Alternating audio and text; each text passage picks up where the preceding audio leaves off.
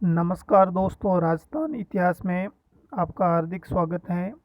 मेवाड़ का इतिहास चल रहा था जिसमें एक वीडियो अपलोड कर चुका हूं, उसको आप देखिए। और प्रथम वीडियो में अपन ने समर सिंह तक पढ़ा था। अब आगे रतन सिंह के बारे में पढ़ते हैं। समर सिंह ने अलाउद्दीन खिलजी की गुजरात से लौट रही सेना से कर वसूला था। इस कारण से अब अलाउद्दीन खिलजी चित्तौड़ के ऊपर आक्रमण करेगा। तो आगे क्या होता है, इस घटना को एक कहानी के रूप में याद कीजिए, मज़े से पढ़िए और सारी चीज़ें आपको अच्छे ढंग से समझ में आ जाएगी। राजस्थान के निवासी होने के नाते हमें कुछ ऐसे भाषा में तैयार कीजिए, राजस्थानी भाषा में पढ़िए, अपनी आम भाषा में बोलचाल के अपन आम भाषा जो भी बोलते हैं अपने क्षेत्र में उस भाषा के अकॉर्डिंग याद कीजिए, आपको सारी चीज़ें समझ में आ जाएगी। अब इधर रतन सिंह 1302 से लेकर 1303 तक शासन करते हैं। अब रतन सिंह का जो टाइम पीरियड वैसे बहुत कम माना जाता है, 1 साल का टाइम पीरियड है इनका। 1302 से लेकर 1303 तक। अब अलाउद्दीन खिलजी चित्तौड़ के ऊपर आक्रमण करता है। इसके कुछ रीजन बताए हुए हैं। पहला कारण तो ये था कि अलाउद्दीन खिलजी अपने साम्राज्य का विस्तार करना चाहता है। और दूसरा रीजन, चित्तौड़गढ़ है वो आर्थिक दृष्टि से काफ़ी शक्तिशाली था। इस कारण से अलाउद्दीन खिलजी उसके ऊपर अधिकार करना चाहता है। और तीसरा पॉइंट है, राघव चेतन रतन सिंह से नाराज होकर के अलाउद्दीन खिलजी के पास में चला गया था। इस कारण से अब अलाउद्दीन खिलजी रतन सिंह की सहायता करेगा, क्योंकि वो उनकी शरण में जा चुका है। तो इस कारण से अब अलाउद्दीन खिलजी रतन सिंह पर आक्रमण जरूर करता है। देखिए आगे विस्तृत घटना।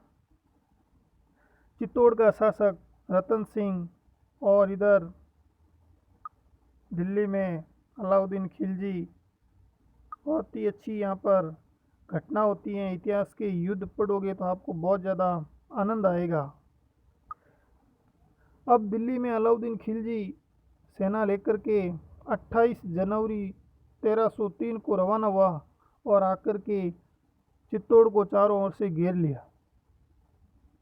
अब जो किले के अंदर थे वो अंदर ही रहे, जो बाहर थे वो बाहर ही रहे। 8 महीने तक घेरा बनाए रखा। अब 8 महीने तक जब इनका घेरा बनाए रखा तो 8 महीने चित्तौड़ के अंदर वैसे तो अनाज वगैरह अंदर था ही, लेकिन 8 महीने तक बंद रहने के कारण जितने भी अनाज खाद्यान्न पदार्थ सारे खत्म हो गए। जब ये खत्म हो गए तो 8 महीने के बाद में चित्तौड़ का शासक था रतन सिंह और उसके दो सेनापति थे जिसका नाम है गोरा और बादल। इन तीनों ने केसरिया धारण करके और मैदान में आकर धावा बोल दिया और ये तीनों लड़ते हुए वीर गति को प्राप्त हो गए।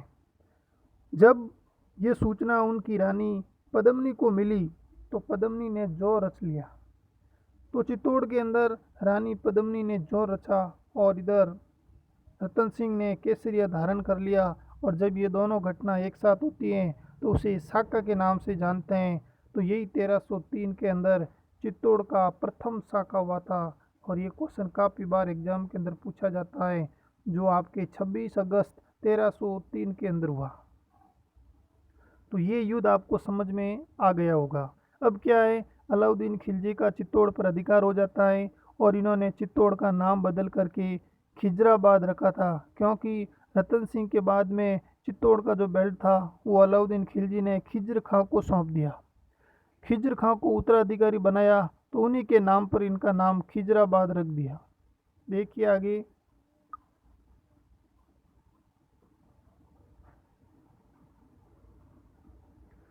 अब खिजराबाद चित्तौड़ का नाम हो गया। खिज्र खां को सारा साम्राज्य सौंप दिया गया।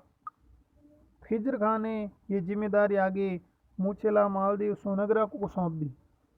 तो देखो ये सारी जिम्मेदारी आगे से आगे सौंपी जा रही है। खिज्र खां ने ये साम्राज्य मूछेला मालदेव को सौंप दी गई और इन्हीं का एक पुत्र हुआ था जय सिंह, जिसे जैसा के नाम से जानते हैं। उधर सिसोदा गांव का शासक लक्ष्मण सिंह था और लक्ष्मण सिंह का पुत्र था अरि सिंह। अरि सिंह का पुत्र था हमीर देव सिसोदिया।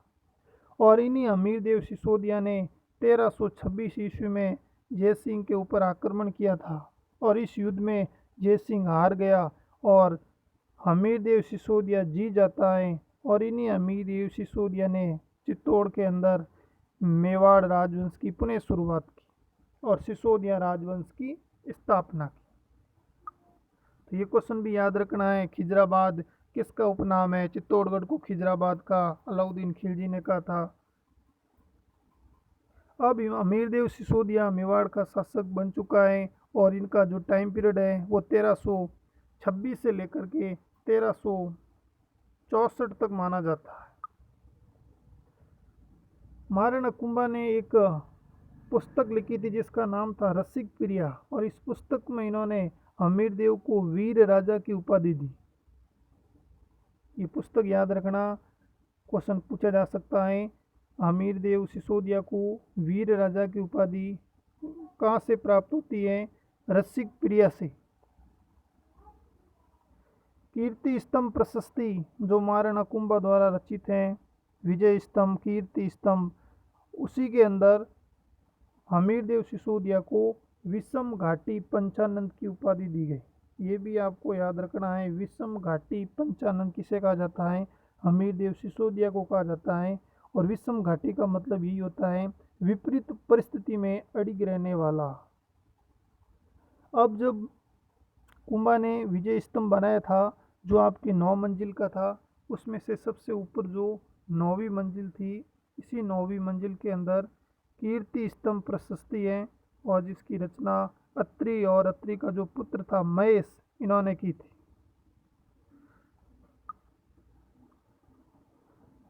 देखिए आगे, अमीरदेव सिसोदिया ने 1326 से 64 जो टाइम पीरियड है याद रखना, इन्होंने मेवाड़ की खोई हुई सत्ता को पुनः प्राप्त किया था। क्योंकि एक बार तो मेवाड़ की स्थिति काफ़ी कमज़ोर हो गई, क्योंकि अलाउद्दीन खिलजी का अधिकार हो गया था और आर्थिक दृष्टि से मेवाड़ काफ़ी कमज़ोर हो गया था। तो अमीरदेव सिसोदिया ने ही मेवाड़ का पुनः विकास किया था।